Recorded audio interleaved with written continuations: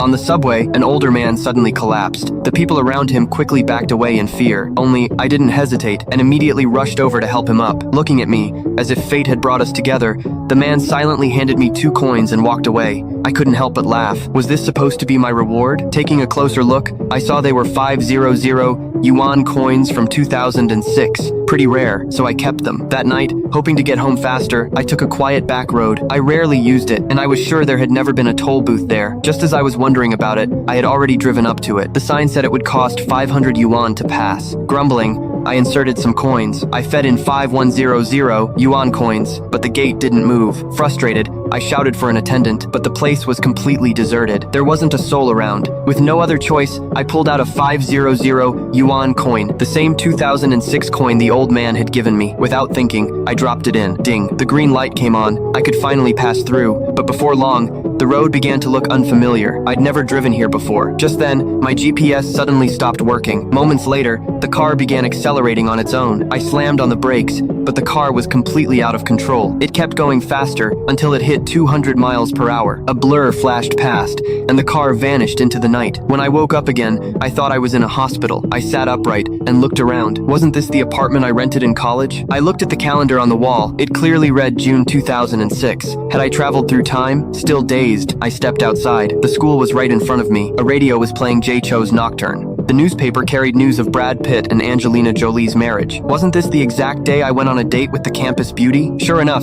the girl appeared. She was still as gentle and beautiful as an angel. Just like back then, she invited me to a concert that evening. At that moment, I finally realized she really had liked me all those years ago. Just then, a motorcycle suddenly sped toward us. The two of us collided head-on. The next second, I jolted awake, so startled that I rolled off the bed. Looking up, I found myself in my bedroom at home. My wife was folding clothes nearby. I quickly asked her what year it was. She immediately scolded me. I told you to stop drinking so much. You're always daydreaming. So it had all been a dream. I sat there for a long while. Maybe I really did need to quit drinking, but while reflecting on it, I failed to notice a scar on my wrist. The next day, I finally spotted it. Curious, I asked a coworker when I had gotten the scar. To my surprise, he looked confused. He asked why I was pretending. According to him, I'd had it since the day we met, but I had no memory of it at all. That evening, I went drinking at another coworker's house. Halfway through, his mother suddenly walked out of the back room. I nearly died of shock, because just yesterday, I had attended her funeral. It was like seeing a ghost. I couldn't exactly ask her why she was alive again. Forgetting all about the drinks, I ran out of the house. On the way home, I kept thinking about all the strange things happening lately,